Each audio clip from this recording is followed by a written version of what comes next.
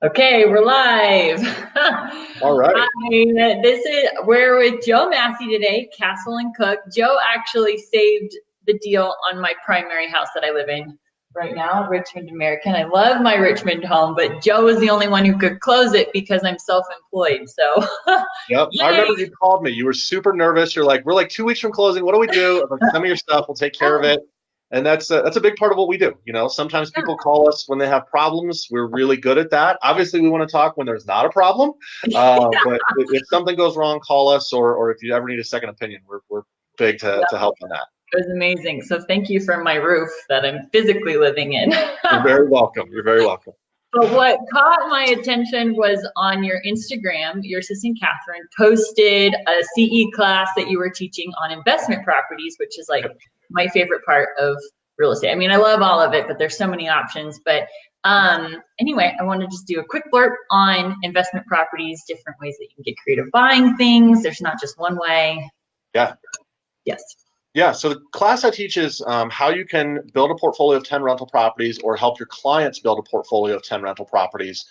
Really comes down, and I keep looking over here because I have my notes on my other screen, but it really comes down to there's four main ways to buy properties. Number one, pay cash for a property. Pretty easy to understand, right? I got $100,000. You're selling a property for $100,000. I give you 100 grand. You give me the property. Pretty easy. Pros and cons to it, though. You got to have a lot of cash, and maybe I can only buy one or two properties before I'm out of money. Next one, way number two to buy a property with a regular loan, right? You're selling a property for $100,000. I save up my 20% down. I get an 80% loan and put down 20%. You and I go to the title company. I get a loan, give a down payment. You sell me the house. Now, one thing I always like to talk about on that, what's the minimum down payment for an investment property? Do you know? I always thought it was 20 until I read your slide. Yeah, it's actually 15%. Only 15% minimum down payment to get a traditional mortgage with us here at Castle and Cook Mortgage. Now, everybody's different, right? Some lenders want more, some lenders want less, all sorts of variables. But with us, we'll give you a 30-year fixed conventional loan on investment property, only 15% down. I love it. I love that. Yeah. So pros and cons on that, right? A lot less money down allows you to purchase more properties. Right. Next one is purchasing a property with some sort of short-term financing and then using, getting the tenant in there, renovating the property, then getting a tenant in there, and then refinancing it into a commercial loan. This is much more complex, a lot more work involved. Particularly, you've got to renovate the property, you've got to find a property with good equity.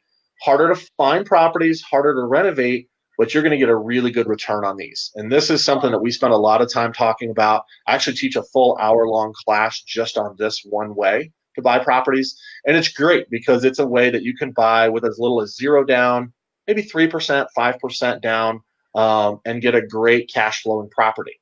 Now, trade-off, you got to know how to renovate a property. You've either got to have a really good contractor, or you're going to do the work yourself, or your spouse does the work, or somebody's got to be doing the work in order to take advantage of that situation. But that can be a great way to buy properties. Not as many out there, but you're going to get a really, really good return. So it's kind of a trade-off, right? So again, pros and cons on that.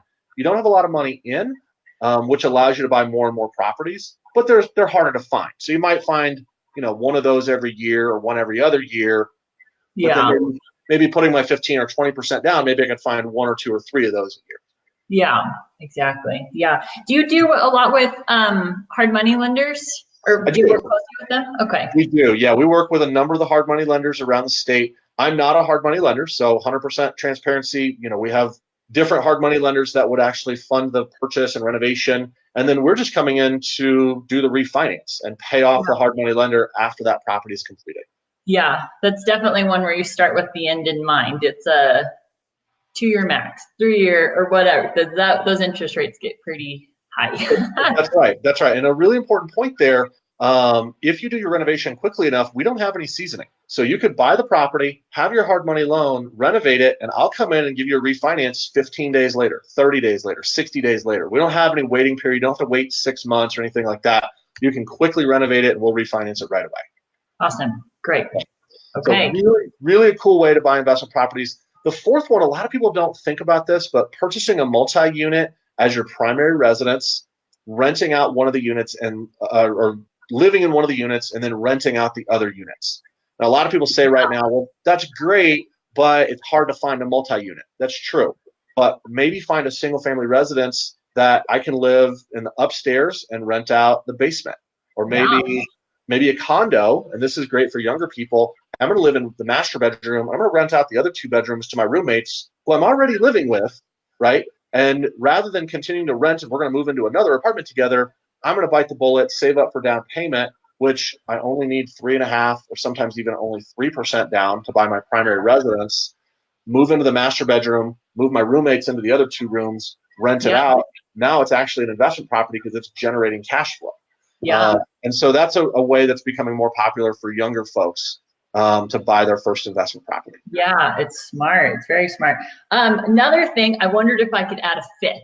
Yeah. Making some notes. I don't know if this is a fifth or not. So what if somebody buys a house, the minimum down, 3.5% down, they live in it for X amount of time, then make that house the rent investment, and then turn around and buy with the new property? Can you still buy it with minimum down? Would be 5% down for the next property. And so that's a great way. What we'll have a lot of folks do is maybe let's use scenario number 4. I'm going to buy a condo, live in it, put my roommates in there. 2 or 3 years later, the value's gone up on that home. Maybe I'll do a cash out refinance or maybe get a HELOC to take some cash out of that property, then use that cash as the down payment on my next house. As soon as I move out, rent that prior condo out to someone. I'm going to move into the new place with 5% down. Now the place that I'm vacating is now my investment property, and I have a new primary residence, and maybe I've gotten married or had kids or whatever. I don't want to live with my tenants and roommates anymore. That's a great way that you can buy your first property really low money down, then buy your next property only 5% down. So I've got 2 properties that are appreciating. One is cash flowing, and I didn't have to put down 20, 25% or even 15%. Yeah, exactly. Yeah, lots of ways. This all gets exciting. We become matchmakers to property, putting all the puzzle pieces together. But yeah, this is really some eye-opening things, hopefully to a lot of people. So we'll link all of your stuff. Now, can you do commercial properties too? We don't. Everything we do is residential and 4 units or under. So condo, townhome, single family, duplex, triplex, and fourplex. Okay, that's wonderful. All right. Thank you so much for your time. This is awesome. Yeah, thanks for having me. If I can do anything or you want to talk more about this, would love to. Feel free to reach out. Anybody out there will always love to chat about this stuff. And then, we do teach a full hour-long class on this where we go through in-depth each one of these scenarios and then talk about how I can use scenario 1, 2, 3, 4, 5 to come up with a portfolio of 10 properties over a number of, 3 or 4 or 5 years. Exactly. And then having somebody sit down with you to be like, okay, here's a current asset. How do I build this one? Right.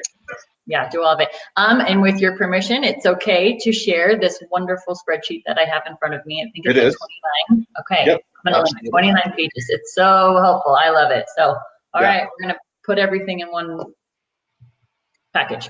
Sounds great. I love it. If I can do anything else, let me know. Thank you. Have a wonderful day. Thanks, Chelsea. Bye.